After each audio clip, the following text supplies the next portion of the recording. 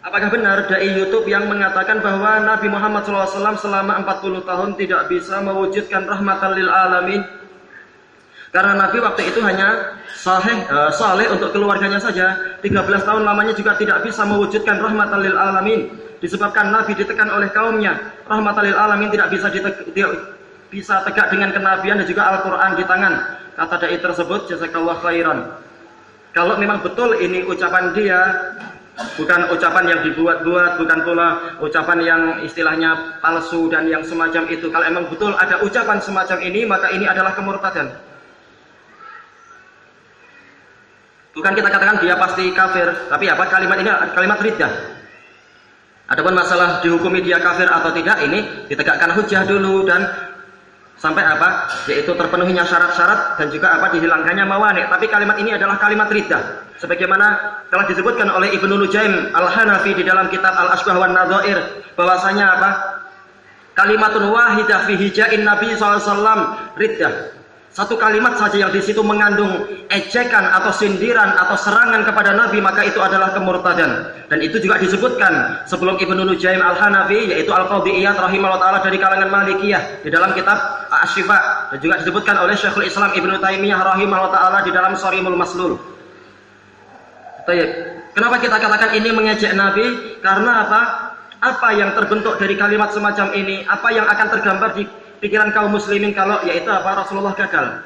Padahal Allah Ta'ala telah berfirman, wa ma arsalnaka illa rahmatan lil alamin. Tidaklah kami mengutusmu kecuali sebagai rahmat bagi alam semesta. Berarti kenyataannya adalah manakala Rasulullah tidak berjaya, tidak berhasil mewujudkan itu, maka apa?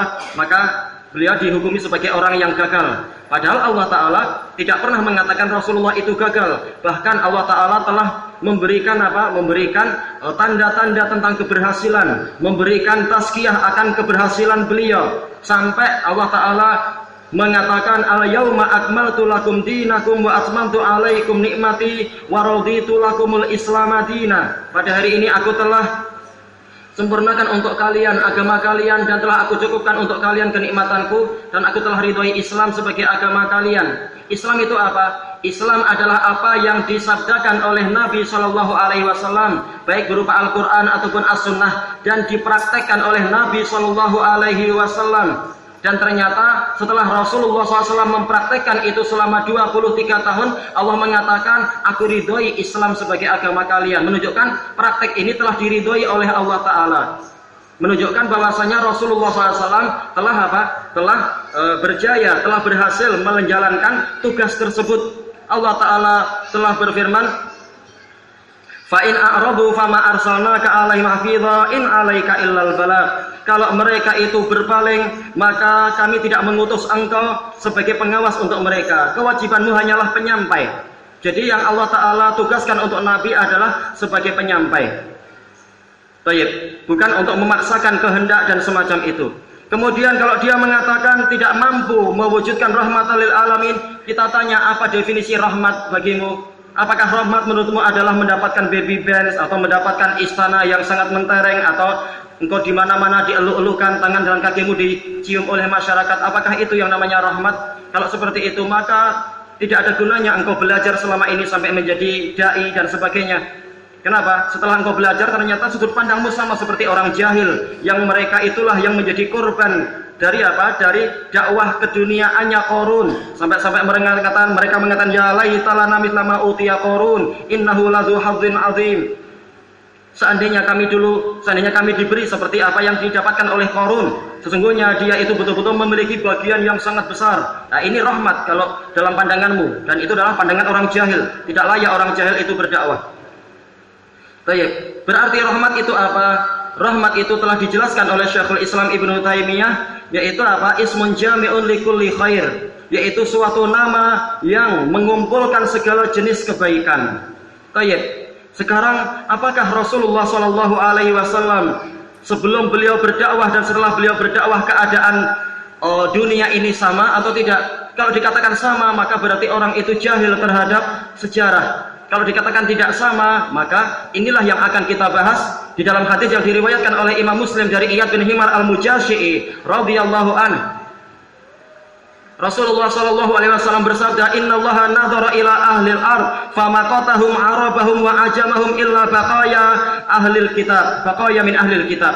Sesungguhnya Allah melihat kepada penduduk bumi, kemudian Allah murka kepada mereka semua, Arabnya dan Ajamnya, semuanya Allah murkai kecuali sisa-sisa dari ahlul kitab, yaitu orang-orang yang setia kepada ajaran yang benar dari kalangan sebagian dari gurunya Salman Al-Farisi. Orang-orang yang setia di atas kebenaran. Ini menunjukkan bahwasanya dunia itu seperti yang disebutkan oleh Rasulullah dalam hadis yang lain, ad-dunya mal'un wa mal'unun ma fiha. Dunia itu adalah terlaknat dan terlanat apapun yang ada di dalamnya. Baik, lawan dari laknat adalah apa? Rahmat. Baik, berarti sebelum datangnya Nabi Muhammad SAW, dunia itu dalam keadaan jauh dari rahmat. Setelah Rasulullah datang, maka keadaannya adalah seperti yang digambarkan oleh Syekhul Islam Ibnu Taimiyah, yaitu bumi itu selama 600 tahun betul-betul di dalam kegelapan, betul-betul di dalam kesesatan, betul-betul dalam kebodohan. Orang yang kaya menginjak orang yang miskin, orang yang berkuasa menindas orang yang lemah. Sampai Allah Subhanahu wa Ta'ala ingin menyelamatkan kemanusiaan dan alam semesta dengan terbitnya Syamsur Risalah di wilayah timur. Ini istilahnya, yaitu matahari risalah dengan diutusnya Muhammad Sallallahu Alaihi Wasallam, sehingga kegelapan tadi diusir dengan cahaya yang terang benderang tersebut. Dan setelah datangnya dakwah Nabi Sallallahu Alaihi Wasallam, banyak sekali orang-orang yang kemudian masuk Islam, banyak sekali orang-orang yang dia itu mentauhidkan Allah. Tauhidullah Ta'ala ini menyebabkan rahmat. Orang kafir dia itu dilaknat oleh Allah Ta'ala. Maka semakin banyak orang itu masuk Islam, maka rahmat itu menjadi semakin besar, maka keberkahan itu menjadi semakin banyak. Allah Ta'ala telah berfirman, walau anna ahlal qura amanu wattaqau la fatahna alaihim barakatim minas sama'i wal ard walakin kadzabu fa akhadnahum bima kanu yaksibun.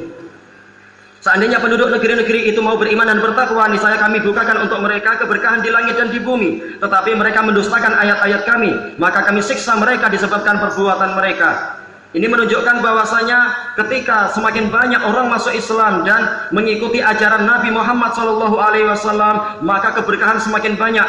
Dulu Madinah dipenuhi dengan wabak, dikatakan wabiah, penuh dengan bibit penyakit, penuh dengan kefakiran. Tapi dengan dakwah Rasulullah SAW, dengan doa beliau dan keberkahan beliau, keberkahan dari Allah melalui beliau, maka penyakit itu pindah ke Juhfah dan orang Ansor menjadi semakin kaya-kaya dan semakin berjaya, bahkan menjadi sebuah negara yang berkembang sangat besar. Sampai-sampai Heraklius mengatakan, kalau memang ciri-cirinya seperti yang kalian sebutkan, dia pasti akan menguasai tempat yang aku injak ini. Betul-betul ditakuti oleh orang-orang Persia, betul-betul ditakuti oleh orang Romawi. Sebagaimana disebutkan dalam sejarah, betul-betul kerajaan yang sedang berkembang di Madinah itu tidak ada satupun kekuatan di muka bumi yang mampu melawannya, sehingga menjadi keberkahan yang sangat besar. Sebagaimana disebutkan oleh Mughirah bin Syu'bah radhiyallahu an dengan sanad yang sahih.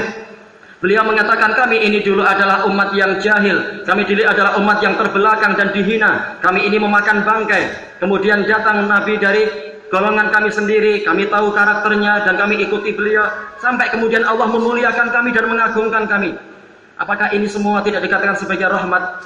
Dan juga Allah Subhanahu wa Ta'ala telah berfirman, wa ma kana Allahu liyu'adzibahum wa anta fihim wa ma kana Allahu mu'adzibahum wa hum yastaghfirun. Allah tidak akan menyiksa mereka selama engkau ada di tengah-tengah mereka, dan Allah tidak menyiksa mereka selama mereka itu mohon ampun. Jadi selama Rasulullah SAW ada, maka betul-betul orang-orang itu mendapatkan rahmat yang besar. Mereka selamat dari siksaan-siksaan yang pernah dialami oleh umat-umat terdahulu. Apakah ini bukan rahmat? Dan setelah Rasulullah meninggal, Rasulullah SAW meninggalkan warisan sebagai penjaga untuk mereka, yaitu mereka rajin-rajin istighfar. Maka ini juga rahmat yang besar. Seandainya mereka tidak mau istighfar, niscaya akan datang malapetaka yang lebih besar daripada yang pernah dialami oleh orang-orang tersebut. Ini adalah rahmat yang sangat besar.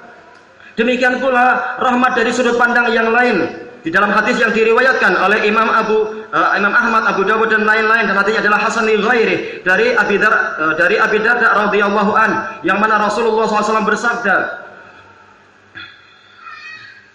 Inna Allaha wa ahla samawatihi wa ahla ardihi la yusalluna ala muallimil khair.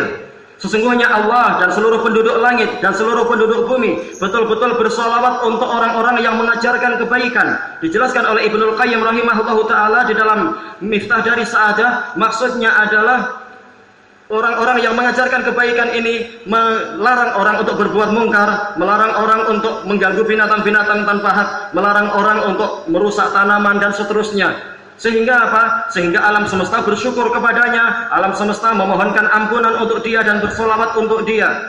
Apakah ini bukan rahmat? Ini rahmat yang sangat besar. Adapun orang yang dia tidak mau taat kepada Nabi, itu salah dia. Itu salah dia. Ini adalah rahmat bagi alamin kalau alam semesta itu mau apa? Mau taat. Kalau dia tidak mau taat, paling tidak dia tidak akan mendapatkan azab selama Nabi masih ada. Ini adalah rahmat yang sangat besar dan juga dijelaskan oleh Imam Ibnul Qayyim rahimahullahu taala di dalam kitab yang lain lagi, yaitu di dalam kitab Ahkam Ahli Zimmah. Setelah terbentuknya negara Islam yang dipimpin oleh Abu Bakar As-Siddiq, kemudian Umar dan seterusnya, maka apa? Banyak orang-orang Yahudi dan Nasrani memilih untuk masuk Islam, dan banyak juga yang belum ingin masuk Islam memilih untuk pindah dari Persia dan Romawi dan dari negara-negara kafir yang lain, pindah ke wilayah muslimin karena tahu di negara itu betul-betul mereka itu sangat dihargai, betul-betul mereka itu sangat dijaga keamanannya dan tidak ditindas.